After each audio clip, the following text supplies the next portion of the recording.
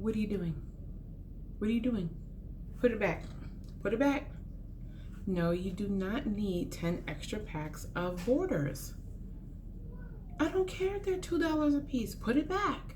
You already have 17 packs at home. And don't think I don't see those 23 bins in your cart. Yes, I understand they're $3 a piece, but you have 76 bins at home. You don't need any more bins. Put it back. I'll wait. Go ahead. Go ahead. Thank you. Now get out.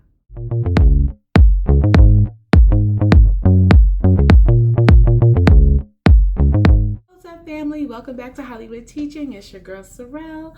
Thank you, and welcome to all of my new subscribers. I am so blessed to have you with me. If this is your first time at my channel, I am a third-year middle school ELA teacher in Middletown, Delaware.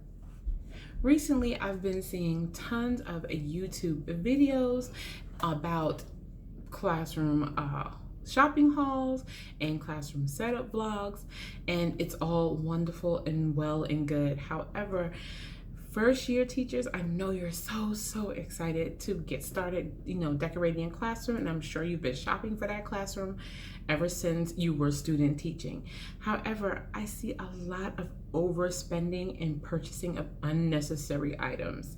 And I'm not here to crash on anyone's party and to take away any enthusiasm that you have about decorating your room. But what I want to share are some tips of how to shop smarter and not to overspend our money. Look, our money we're limited, right? I know I'm not the only one. Teachers don't get paid very much. So it's important for us to spend wisely. So here are the 5 tips that will help you do just that. Tip number 1, find out if your school or district is offering you a school supply budget. Many schools and districts offer their teachers a certain amount of money to spend on their classroom. So purchases such as, pencils, pens, notebooks, rulers, glue sticks, crayons, markers, these items can be purchased in bulk with that money. If your school offers a reimbursement, even better. Purchase all of these items in bulk separately from any other purchases, okay? These are items that you're going to use up constantly within the year. So it's of course great to have so much on hand, but you purchasing this when you still have free money from your school or district, it's just an unwise purchase. Yes, we all want our students to have 1,000 pencils, but save those purchases and use your school budget for it. And tip number 2, I will explain why.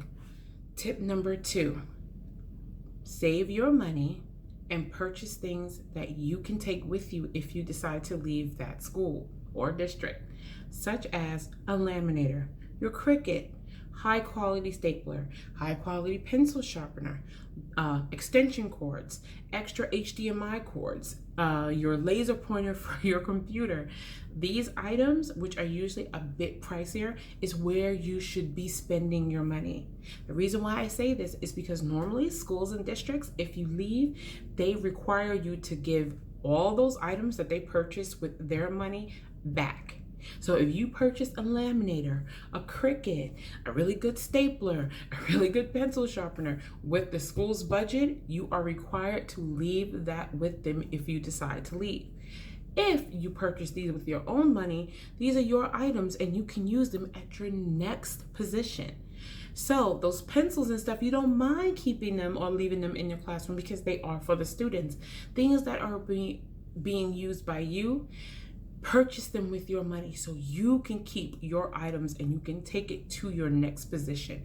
Trust me when I tell you, this is very important. I have left one school and went to another school this exact school year. All the items that I have purchased, my extension cords, my power cords, my HDMI cords, my clickers, my pencil sharpeners, they were purchased by me. So I got to take them with me when I go. My notebooks and pencils and stuff, I left them behind because I want the students to use them. The carts that they purchased, I left that with them or gave it to another teacher so they can utilize it. I don't need it. The more high-priced items I have because I purchased them. And so now I don't have to worry about finding a whole new laminator because I have my own. Tip number 3, your theme. I highly recommend you leave your theme based on color or pattern. Please, please, unless you are going to do dinosaurs and superheroes every single year, having it to that very specific genre, you're kind of wasting your money.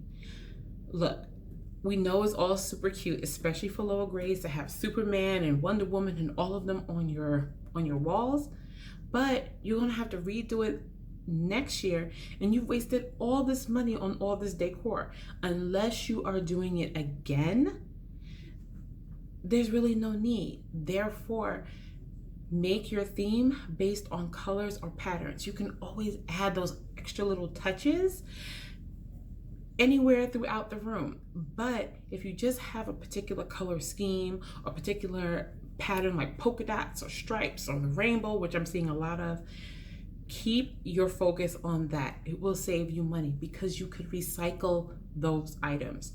For example, my theme is yellow, white, and black. Pretty simple, right? Yellow, white, and black. I will have sprinkles of other colors in there just to kind of bring up the monotony, but I am using the same yellow borders that I have. I have black and white borders that I had tons of, just kept them, just had some. And since we didn't have much to decorate this last school year, I still have some left over. I'm not spending my money again this school year on something that I already have. You don't have to keep reinventing the wheel. It's borders. Put your money towards something else. It's just not necessary. That way, if you do want to add anything to your theme, it's easier because you can just pop it back in. Take, for example, this beautiful black and white. This is my planner, but this is a good example. If you like black and white, having a pop of pink somewhere, having maybe a floral added to it, which is what I'm doing this year. I'm adding sunflowers to mine, but it's just gonna be a pop. I can just add it in without having to go and spend money on a whole new setup. So just keep that in mind. Again, keep your theme simple. Colors, patterns, or something you plan on using every single year. Don't make it too specific unless you plan on doing that every single year. It'll save you money. Tip number 4, decor. Please, y'all, keep it simple. You're going to overload the babies. You really are. And no matter if they're in kindergarten all the way up to 12th grade, overloading your classroom with decor is overkill. Keep it simple. Decide where you want to place everything in your room. Maybe you want to have a wall of reference where you have like your reading posters or writing posters, different techniques of the students, what they can use. Maybe you want to have your numbers on the board. Maybe you have your agenda on the board. But I have seen classrooms where there's so much decor all over the wall that it's just very overwhelming. Keep it simple. Yes, you want it to be colorful and beautiful, but it can be sensory overload. So just take a step back. If you're not sure if your room is just overkill, take a couple of pictures of it or share it on Facebook or Instagram and get other people's opinions and tell them like, look, I want your honest opinion. Or ask other teacher friends that you may have, is this a little bit too much? Ask your admin. They'll definitely tell you if this is overkill. For me, I love my room, my classroom to feel like home. I want my students to feel comfortable. Notice I said feel comfortable when they walk in. I'm gonna give you a piece of advice right here, an additional bonus piece of advice. Your students will not always remember what your classroom looks like, but they will always remember how they felt in your class. The climate in your classroom is more important than what's on the walls of your classroom. You can have the prettiest classroom and the coldest climate, and the kids will always remember how cold they felt in your room. So you want your students to feel safe. You want them to feel welcomed and loved. That way it's conducive for learning. Remember, go for a feeling, not so much for a look. For me, again, I love for my classroom to look like home. I like it to be warm and inviting. I don't want it to always look like a school because sometimes some schools look very sterile, and I don't want them to feel like they're in some type of hospital room. I make sure the colors are warm. I try not to use fluorescent lights because I love to use floor lamps, anything that represents or replicates home. Lots of warm patterns, pillows, name it, and I'll definitely show a whole classroom setup when it's time. But that is how I decorate my room. Also tapestries like these. Tapestries are your best friends. They are washable, recyclable, and they come in a ton of different patterns, from something as cute for kindergarten, the babies, all the way up to being sophisticated enough to be in high school. Trust me, if you have a particular theme, try to find a tapestry or two that would match it. That way you can get it as big if you want to cover up a certain section of wall and you just want to find something really decorative and pretty. Tapestries are it. You can take them down anytime you want. Take them down, wash them, hang right back up. It's beautiful and recyclable. You reuse it next year. Keep the theme, keep the decor. Also, try to find pictures, and I'm not talking about posters. Pictures, wood pictures. Go to Goodwill, go to Ross if you have on TJ Maxx. Find something that you can definitely just pin up with some command strips, which will be your best friends, I'm sure you know. Hang it up. That way, when it's time for you to take your decor down, you can remove your command strips, take your pictures, pack them away for the next year. I have pictures that I have had for 3+ years still with me. This school year, even though I'm going to a whole new classroom, I really don't have much to buy. If I have to buy anything, it's pretty minimal. What do I have to buy? I don't really think I have too much to buy. Maybe some more LED lights because I might have a bigger classroom, but other than that, I really don't have anything else to purchase. So that is tip number 4. All right, my final tip number 5. You do not need 800 storage bins. Do not buy all of these storage bins just because you saw it at the Target dollar spot or at Dollar Tree or at Dollar General. Stop buying so many storage bins. The amount of storage bins that I see in these classroom halls is ridiculous. And then half of y'all are buying these bins and you have no idea what to use them for. I know what you're going to say. It's better to have them than not have them. No. Let's think smarter. Okay, you're buying all these storage bins, but you don't even know what purpose you're going to use it for. There's one thing to have extra, and there's quite another thing to have a trough of storage bins. Can we not do that? Because it looks like you're about to bury some bodies. It is not necessary to have 86 storage bins. It's just not.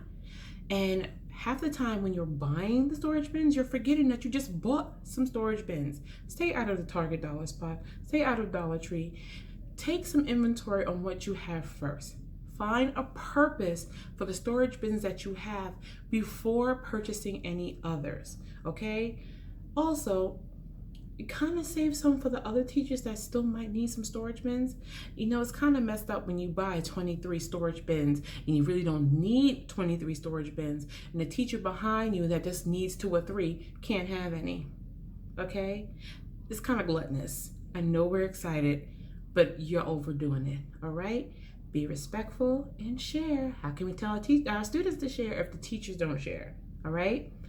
Again, find a purpose for each storage bin. If you need more storage bins, great. If you want to have just 5 or 6 extra just in case, then have 5 or 6 extra. It's okay. But you don't need that many storage bins. You don't need that many storage bins. Got it? Okay. Well, that wraps up this week's episode of Hollywood Teaching. I hope my tips were indeed helpful to you. If you like the content in my channel, you can make sure you hit that like button, subscribe button, and hit that notification bell button. And I cannot wait to get more content to you. If you are a first-year teacher and you just want to know what to expect as a first-year teacher, this video right here can definitely help you. It is all about first-year teachers' experiences from first-year teachers. I'm sure that it will be very insightful and you'll find out some good information. All right, until next time, family, Hotep.